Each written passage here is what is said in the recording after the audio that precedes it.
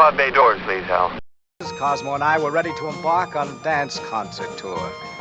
We played the finest symphonic halls in the country. Fit as a fiddle, ready for love. I can jump over the moon up above. Fit as a fiddle and ready for love. Haven't a worry, haven't a care. Feel like a feather that floats on air. Fit as a fiddle and ready for love.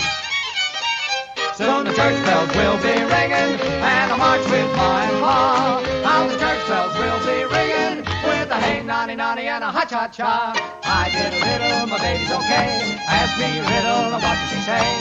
Fit as a fiddle and ready for love.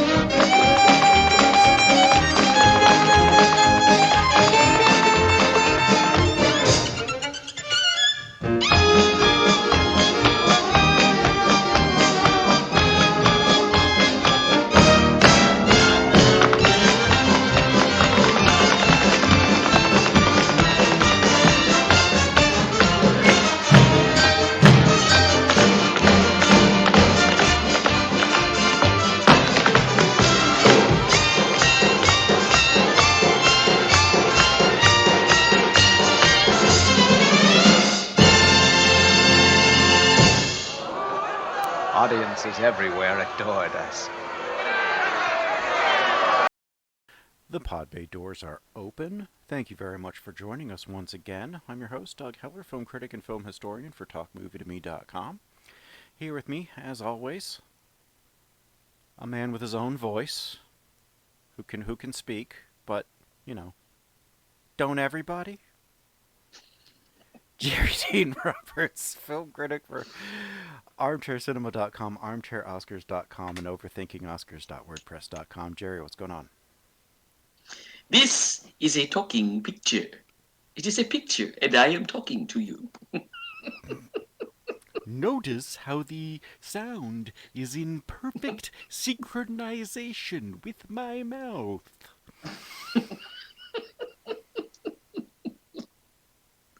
I'm gonna laugh a lot today because this is a great movie. So oh my god, we're following. We're talking about we're following my fury of A Clockwork Orange with the only thing that can be paired with A Clockwork Orange, which is Singin' in the Rain. Singing in the Rain, of course. Yeah. It's a real gear grinder to shift from A Clockwork Orange to Singin' in the Rain if you try to do one right after the other. But I'm going to tell you, this is the happiest movie I have ever seen in my life. I mean, this movie so much. Absolutely. It's wonderful. This is my favorite musical ever. It's mine, too. Mine too. I think it's I watched this the other day. Made. I watched this the other day, and I was just happy for the rest of the day. I was, Yeah. This movie has been a palate cleanser for me for a lot of years. There was, when I was in high school,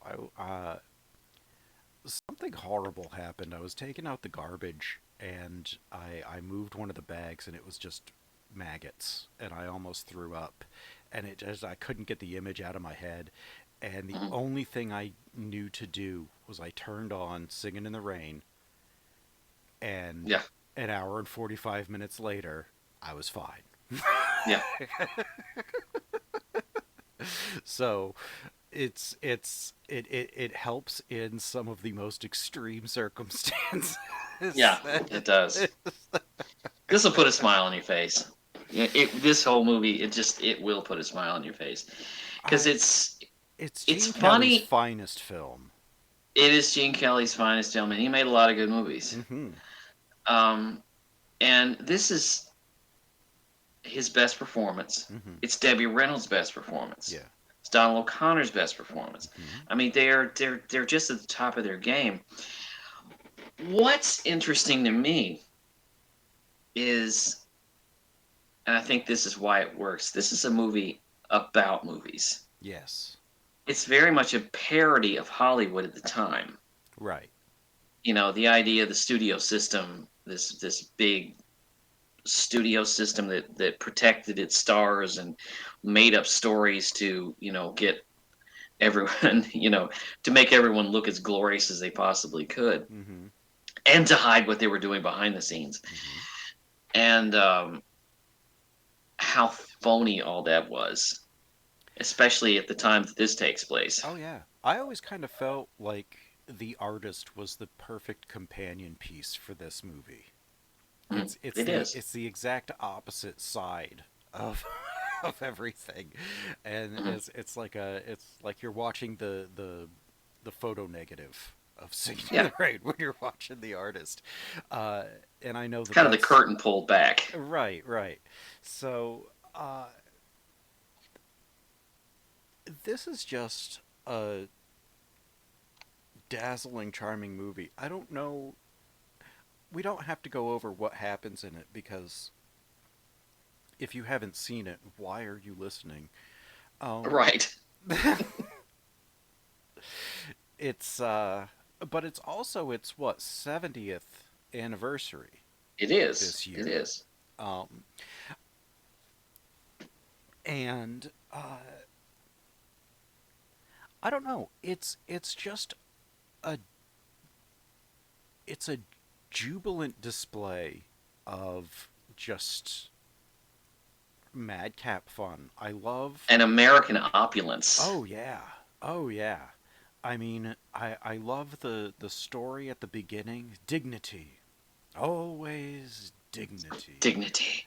And he's telling the story about how and he's telling this story about how he and Cosmo came up, and he's telling, we came up with the finest schools and the finest days, and then they cut to them as kids working dancing for nickels in a pool room. Yeah. Finest conservatories. You know. Yeah, we went on the road, to the Right. finest cities, to the finest Vaudeville cities, routine. and they're in Coyote, New Mexico. Yeah. Coyoteville, New Mexico. And the way that the truth is juxtaposed with what he's saying is absolutely, it's one of the best ways you could possibly start a movie. and We and played before adoring, thundering crowds, and they're doing this "Fit as a Fiddle" number, which is kind of spectacular. I yeah, don't it know why they were is. booing this. I I would mean, have they're paid they're money to see that one. they're yo-yoing their violins. I mean, it's Right. it's it's how they didn't how those two guys didn't kick each other to death during rehearsals. I don't know, but and then the audience is booing. They don't like it. And I'm like, what? What? That was kind of spectacular. Yeah. That was the turn of the century. Who knows what people wanted? Uh, I love how he gets the job. yeah. It's like they knock the stuntman cold. It's, He's like, I can do that, and he does it. And he goes, anything else you want me to do on this picture? And then he's running into a shack and he blows this up. is this is the one of the funniest montages ever, because when he says, "Is there anything else you want me to do on this picture?" and it's a Mhm, western, and then all of a sudden he's flying in an airplane. He's doing this thing. mhm. He's doing this. He's driving over a cliff. It's like, is this the same movie? Like, is this Dressed movie like a just Confederate schizophrenic? soldier. Like, He's dressed like a Confederate soldier, and he runs into a dynamite shack. right. But I mean, there's all these different kinds of stunts. It's like, this can't all be for the same movie. And then you find out that no, he's been in movie after movie after movie. He's like a one person uh, stunt department. Right. And So I'd like to congratulate your stunt department. Well, that's him. yeah.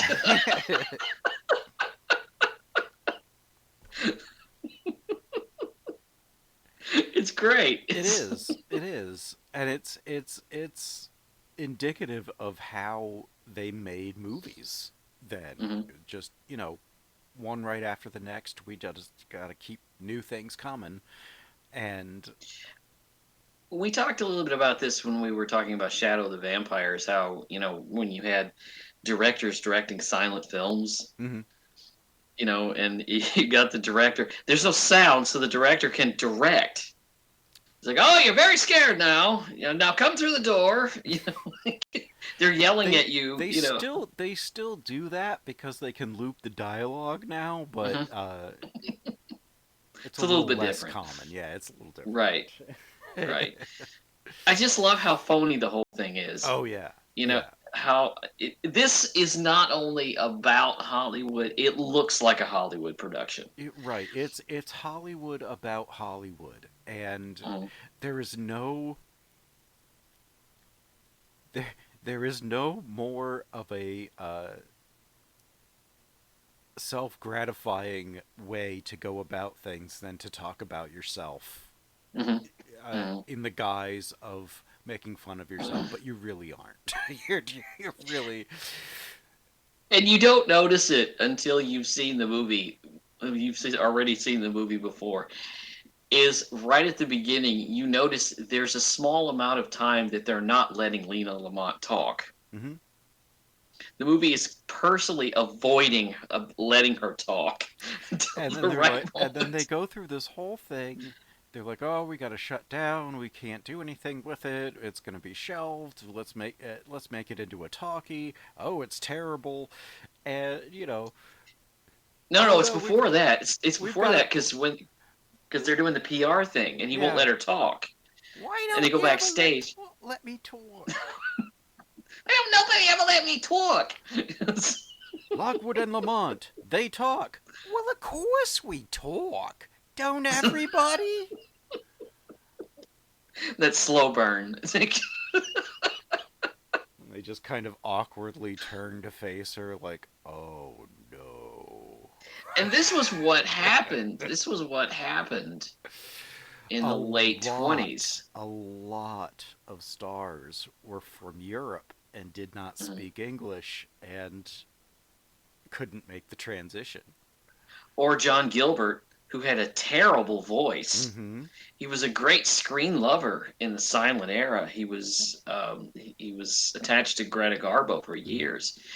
But when talkies came in and he went out to talk and he talked, it was a terrible voice, and they had to loop him over, Mm-hmm. but they weren't very good at it. Yeah. So it came out sounding like it came from the next room. Right. So he was just better off to keep his mouth shut. Right. Right. And there goes his career. Yeah. You know. Yeah. It happened to a lot of silent actors. Mhm. And but I love and they try to the whole bit with the elocution lessons. Mhm. Uh, Oh, trying to get her to talk. Getting her to Trying to talk, get her to. and then when Cosmo and Dawn go in, when Cosmo comes in and Dawn is doing his, Mhm. and they do that whole Moses supposes toes are Yeah, roses, but no, Moses supposes erroneously the song that right. they come up with, and that it's just a In the classroom. blast. It is so much fun, Yeah. and uh, the best musical part of it, in my opinion, is not Singing in the Rain or that, but it's Make 'Em Laugh. That is a showstopper. I That mean, is amazing. Have you ever gotten to see this uh, in the theater? I haven't, but I will someday. I've seen it twice Absolutely. in the theater. Um, Roger Ebert asked him, "How did you do that?" And he said, "Practice," Yeah, yeah, because it's it's just all energy. it is, I mean, the whole thing is just it's and a dance number years before Red Bull. and it's Donald O'Connor by himself. Right, He is not right. doing this with a partner. Mm-mm. And He doesn't have to keep up with anybody but himself. right, and that looks hard enough. like, Yeah, like it's one of the funniest things ever put to film. And it's one of the great things about musicals in general, because the big um, problem that musicals have always had is, how do you find an excuse to go from a scene into a musical number?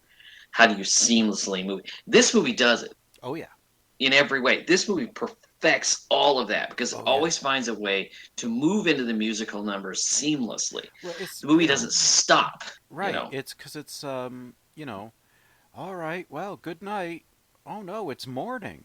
Or this is Mhm. my lucky night, and it's like, no, it's Good morning. morning. Good morning. Good morning. We've talked the whole night through. It's like, oh, now they're in a. Oh, okay. Yeah. It just works so And they're just perfectly. long enough. The musical numbers are just long enough. They don't go on and on and on. The only And the only thing that I can say that always kind of my attention always flags during the ballet at the end. mhm. Yeah, Always. yeah, In this and in American in Paris, I yeah. it's it's just too long. It's interpretive dance. I can't pay attention to the whole thing. If it weren't for An American in Paris, this movie might not exist. Oh yeah, no. Because and people are always asking me, it's like, how did this movie not win every Oscar that year? It was a hit, but it wasn't a smash hit when it Like came out. This movie was made very quickly. yes, an American in Um, Paris was huge. and it won Best Picture. Yeah. And so they kind of rushed this one into production. Um, You wouldn't know it to look at it you today, wouldn't know though. it to look at it, but it was rushed into production, and it was kind of done very, like I say, done very quickly. And when they made it, it was, like I say, it was a hit, but it wasn't until revivals years later Mm-hmm. that it really became this legend, that, showing it over and over again in revival houses, and Mm-hmm. later on television and things like that, that it really began to pick up. But like I say, it made money. It was a hit, but it wasn't the monster hit that.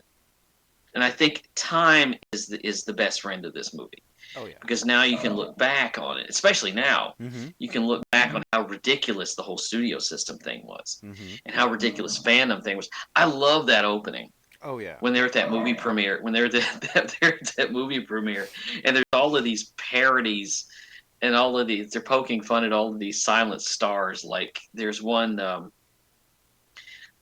She's supposed to be Clara Bow, Zelda Zanders. Mm-hmm. And there's this shot of this one guy that pops up, oh, Zelda! I love that. I, and they've been married for almost 3 months, but they still act like newlyweds. It's Yeah. Oh, that's the one. That's the Olga Mara, who I yeah, think she's supposed to be the yeah, Gloria Swanson, and who looks like a spider. yeah, and the whole the radio, the woman on the radio is a whole head of hopper kind of a person. And, Yeah, yeah. it's skewering everything, but it's also honorably skewering everything. Honorably skewing everything, but allowing you to know what kind of how phony the whole thing was. And like I say, now that we look back on that era, from 90 years on, now that we look back on that era, we see how the fandom was, the women fainting, Mm-hmm. when Don Lockwood shows up, and and that kind of thing. It's amazing, Mm-hmm. the way how perceptive this film was even then, because in the 50s you're looking back, because there's the 30-year rule, Mm-hmm. that you're always looking back at the 30 years, and how strange the era was, how tense it was with Mm-hmm. this, the talking pictures and all of this. I love the transition. I love the difficulties with the equipment, because the early recordings are not.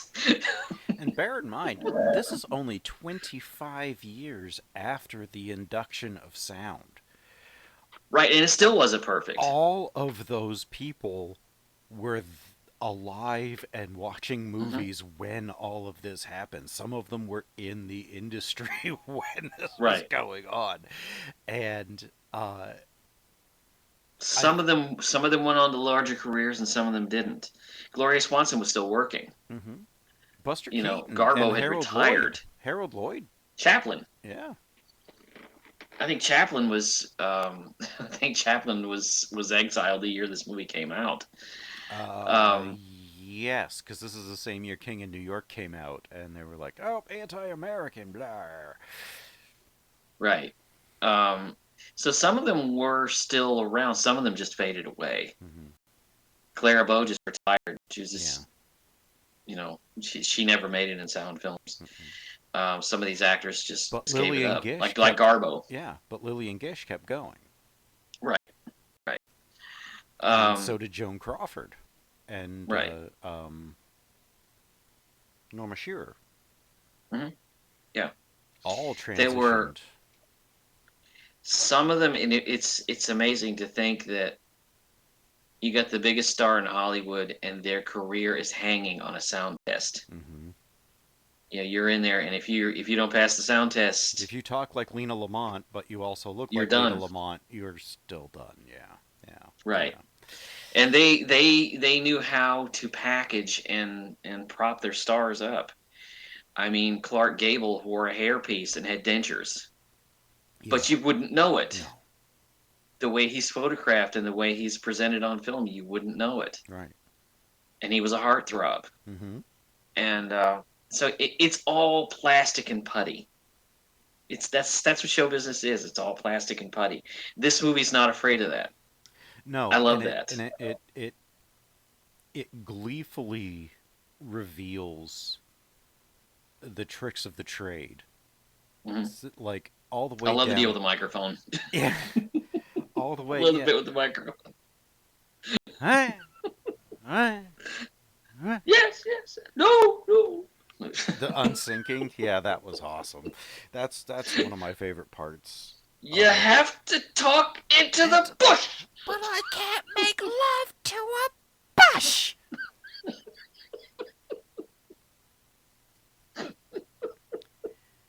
The And sound goes into the microphone, right through the through wire, into into that little room, and onto onto the the record. record. But nothing goes on if you don't talk into the microphone. I love Mr. Dexter. He just, Oh, that just poor harried director. He's so action. he's just frustrated all the He time. It's is just he like, is he is he is the embodiment of frazzle. Like he mhm, is just yeah. um and But I will say this: the movie is, as much as it pokes fun at the plastic, um, the plastic and putty of film, it also glories in the marvel of film. oh One yeah. of my favorite scenes ever is that scene where he takes Debbie Reynolds backstage, You sets her up were on a ladder, you were meant and for me. Yeah. he Yeah. sets her up on a Oh, ladder, and he says, "The fog from the Misty Mountains," and he turns on the fog machine, and he turns on the fan, and he just starts singing to her. He's showing her the magic of movies because she's been putting it down. right. And he's setting the scene, and he's like, well, maybe it's just corny of me, but I need the proper setting. And he makes this, and it's really it's beautiful. It's a It is. I mean, I would have fallen in love with him if that he did it to It's me. You know, it's it's a love scene played through the magic of movies, mm-hmm. using the tricks of the trade. Right. I mean, it's not set up. It's not like it's, they're not Top Hat and Tails, and they're not Astaire and Rogers. Right. Right. He's just singing to her backstage. Mm-hmm. It's just really beautiful. I Yeah. love that. Yeah. Um, that's this whole movie. I love this movie. Yeah. I love just how jolly this film is. It's so much fun, and it's Mhm. it's the only thing. Have you ever tried to actually envision what the Dancing Cavalier would actually look like as a film?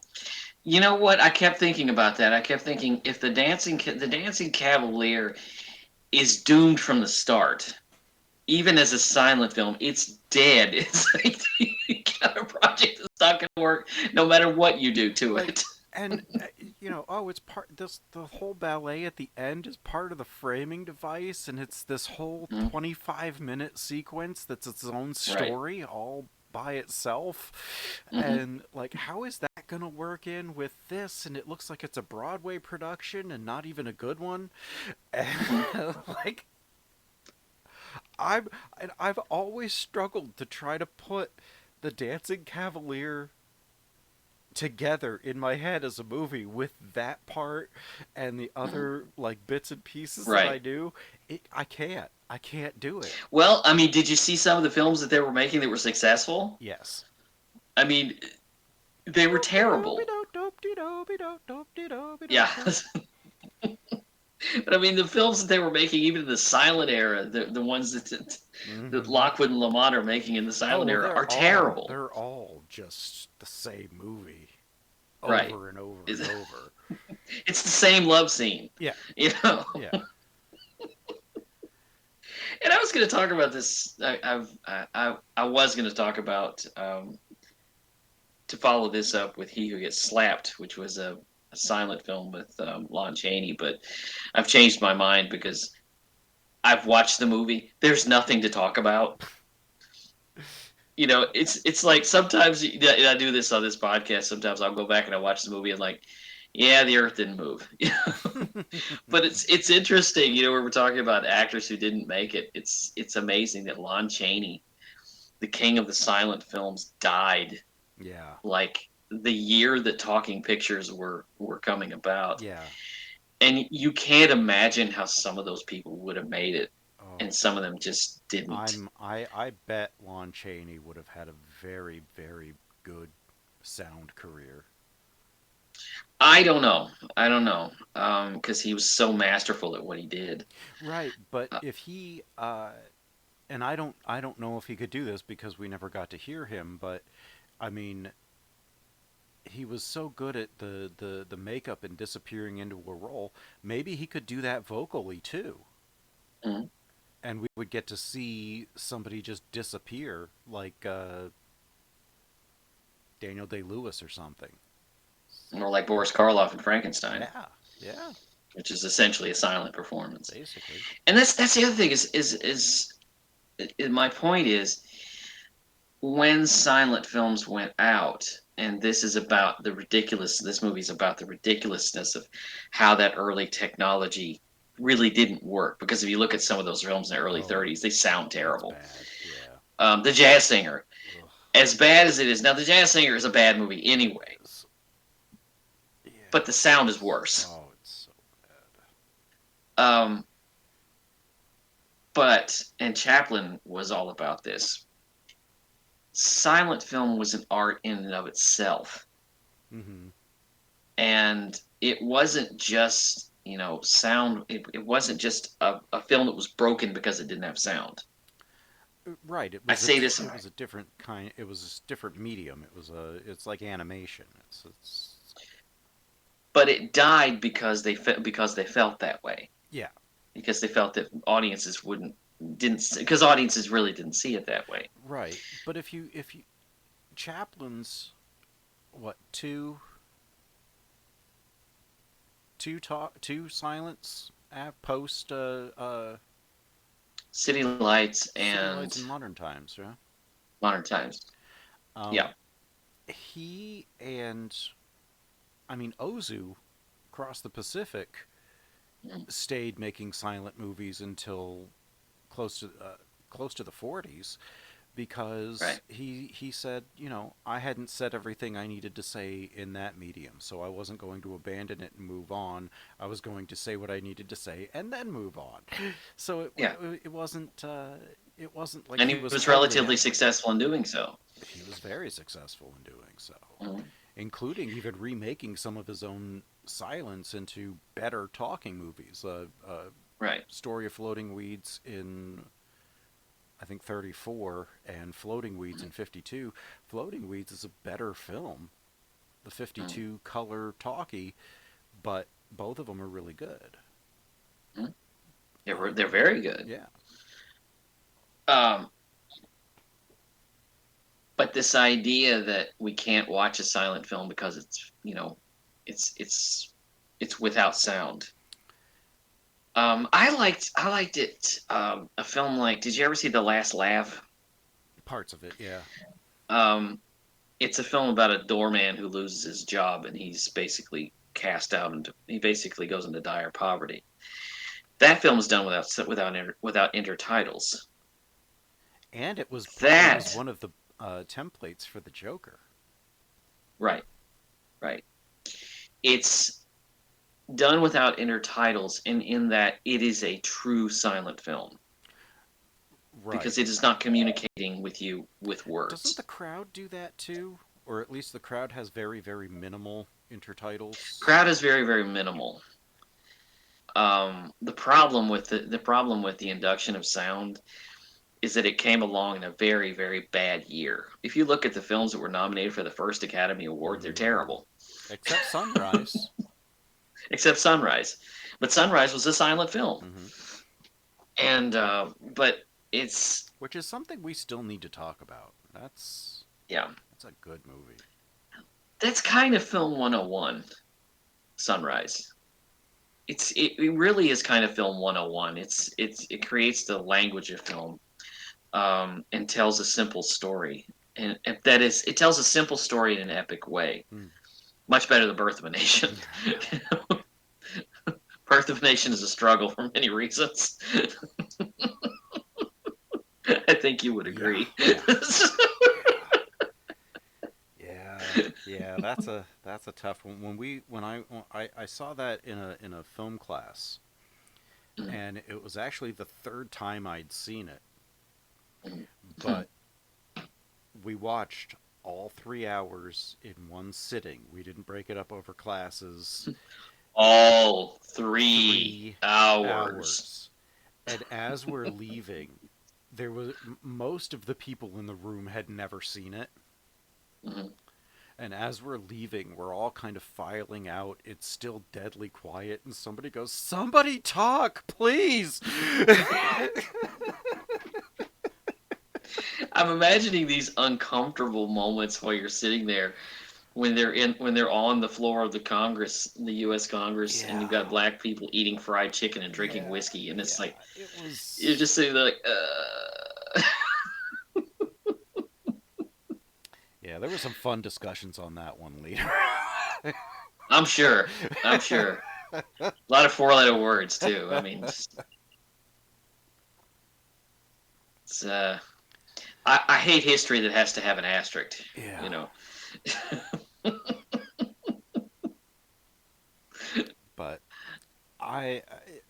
Singin' in the Rain is just a joyous expression of cinema. And you sit there and you wonder, because I think every actor would like to have a moment that would overtake their obituary. Because I remember Ted Koppel, when Gene Kelly died, he said, normally I would sit here and talk about the actor, but I'm just going to do this. And he showed that scene of him dancing in the rain because there was no more to be said. Right. I watched this last night, and I was surprised at that scene because in my head it was longer. Yeah, it feels a lot shorter than you think it ought to be. It is a lot shorter than I thought it was, because it was like all of a sudden he runs into the cop, and I'm like, oh, I thought this ran on for like 10 minutes. Oh. Yeah, because I thought it was longer than I had remembered. It's very brief, but it's very memorable. And it looks spontaneous. Right. It looks spontaneous. It looks like he's just doing it off the top of his head. No, everything was worked out. Oh yeah.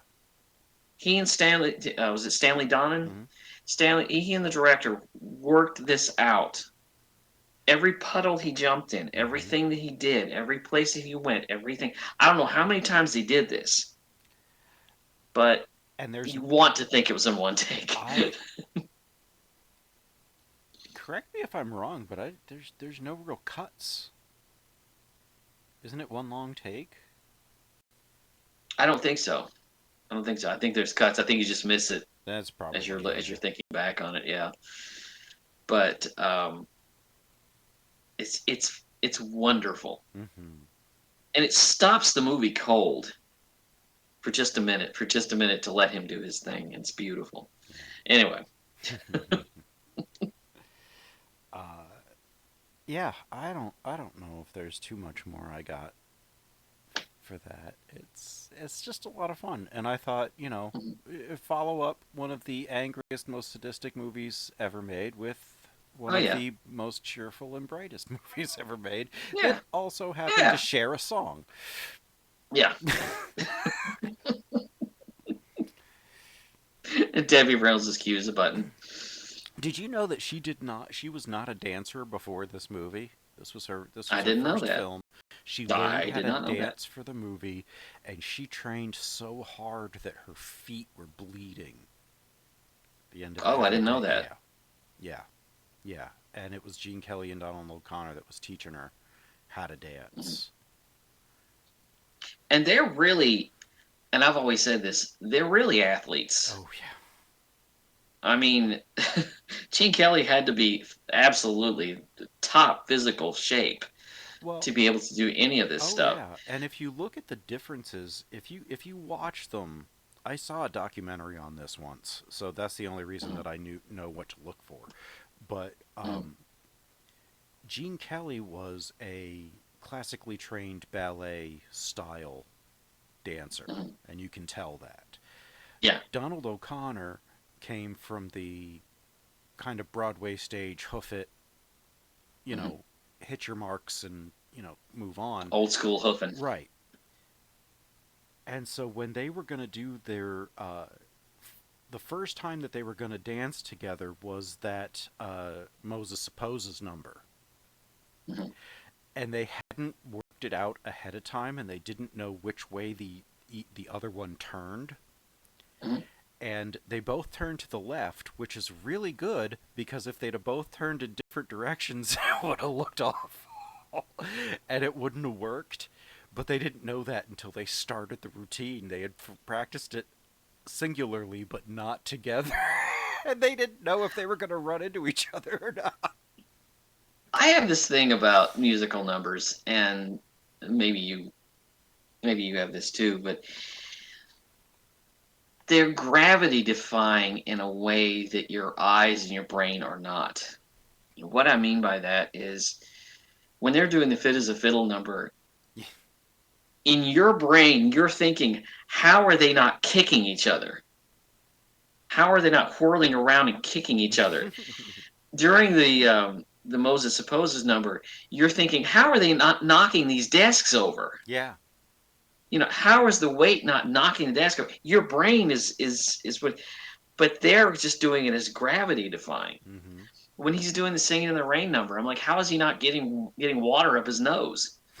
And that stuff goes through my brain, and I'm thinking, well, they practiced it over and over and Oh yeah. over, and they probably did 16, 17, 18, 39 takes Mm-hmm. to get it right. And it's perfect. And Mm-hmm. it just seems to be so lightweight. They Yeah. don't seem to even be they don't even seem to be bound to the rules of gravity. Right. And it's so good and it's so beautiful. His make 'em laugh numbers like that. Yeah. Oh yeah. It's like, how does he not hurt himself? Yeah. When he crashes through the wall of the set at the end of that thing, it's like, how does he not?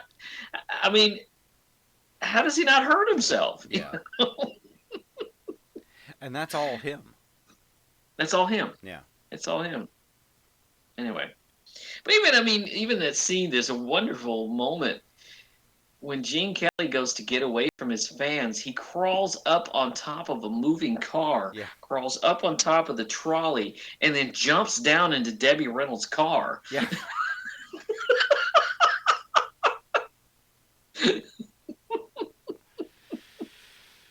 I mean, it's movie magic. It is. Hey, It is. it's movie magic. And this movie is magical. I love it. It is. It's wonderful. It's absolutely just peerless. I can watch this over and over. This is one of the few movies where I actually could watch it all the way through, stop it, and then just restart it again. Just watch it. That's great because it's one of those that you can watch just a scene. You don't even have to watch the whole movie. You can just watch a scene, Mm-hmm. and it's pretty good. You can watch a few minutes of it, and it's okay. Yeah. Yeah. Makes everything better. Yeah, it does. Makes me happy. Yeah. Me too. What do we have coming up? I just saw a documentary last night about John Wayne Gacy, so I needed to watch this. Yeah. You Me know? too. 3 hours of that. Hey. What do we have coming up that was originally going to be for April, but may wind into May? Well, I had to change. Well, I had to change out of He Who Gets Slapped because I watched the film. There's nothing to talk about. It's just a clown who gets. It's a guy who gets screwed over by his girlfriend, so he becomes a clown who gets beaten up in his act. That's it. That's all the movie is. I watched it last night. The only thing, literally, that I could talk about with that movie it was the very first movie made by MGM. That's literally the only point I've got. Know. I probably would have been able to discuss at length the joy that I found watching a clown get beat up for like 90 minutes. Well, let me put it another way. The major reason why I picked this film was because it came in conjunction with what happened at the Oscars. Right. But I'm kind of done with that. Yeah. Yeah. And I'm kind of done with that, so I'm moving on. So I'll pick something else. It'll be a surprise. It'll be a big surprise. My two picks are kind of an April in Paris. I've chosen two films from the 30s, French films from the 30s. The first one is 1934, L'Atalante, written and directed by Jean Vigo. It was his only feature-length film. He died in his early 20s, I think from tuberculosis. He also did Zero de Conduite, Zero for Conduct, which is an excellent, excellent film. But L'Atalante is a sweet love story that Fellini kind of echoed it with La Strada in a way. Yeah. Which we talked about. Yeah, they're kind of companion pieces in a way. And the second one that I've chosen is one that I tried to get you to watch a year or two ago, Jean Renoir's The Rules of the Game from 1939. Which has been on my list, I swear. And I have a notebook. I have a notebook full of movies that I need to see. Well, and they're threatening to spill over into a second notebook. Yeah, well, I've been helping you chip away at that over the last few years. And then my second, we're going to talk about the OG, not the TV show. We're going to talk about the original gangsters. We're going back to the Corleone family. 50 years. Yeah. God help me. 50 years older, Francis Ford Coppola's masterpiece, The Godfather. Right. My favorite movie. And it will be it'll just be a discussion of that one. It won't be like we did before with the sequels and Not part 3, because as we always say, it was not what I wanted. We did a pretty good show a year or two ago about the Coda. Yeah, it was a really good episode. You should go back and I'll post a link to that down here. But it was a really good episode. Anyway, that's what we got. That does it here for us. You can listen to us on iTunes and YouTube. Hit the like, subscribe, and notifications buttons. You can find all of our back episodes at the podbaydorspodcast.wordpress.com. If you go to Twitter and put in @pod_bay, you will find us there. Copy and paste that over on Patreon. We have some donor exclusives over there that we hope to be able to get back to making, but we don't. Life gets in the way. We don't know. Yes, yes. But we thank you very much for checking all of that out and listening. And the pod bay doors are now closed. The mission has been completed. Good night, Kathy. See you tomorrow. Good night, darling. Take care of that throat. You're a big singing star now, remember? This California dew was just a little heavier than usual tonight. Really? From where I stand, the sun is shining all over the place.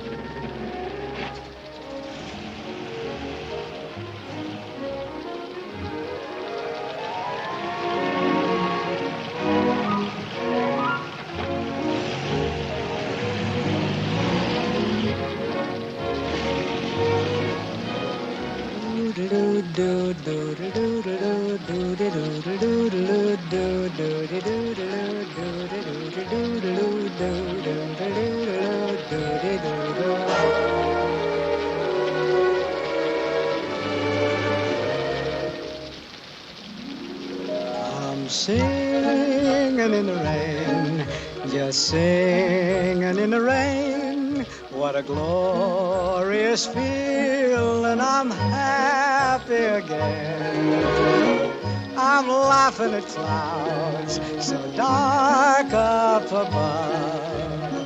The sun's in my heart and I'm ready for love. Let the stormy clouds chase everyone from the place. Come on with the rain, I've a smile on my face. I'll walk down the lane with a happy refrain, just singing, singing in the rain, dancing in the rain.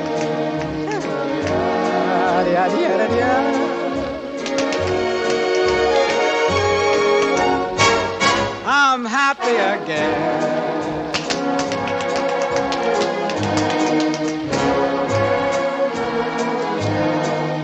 I'm singing and dancing in the rain.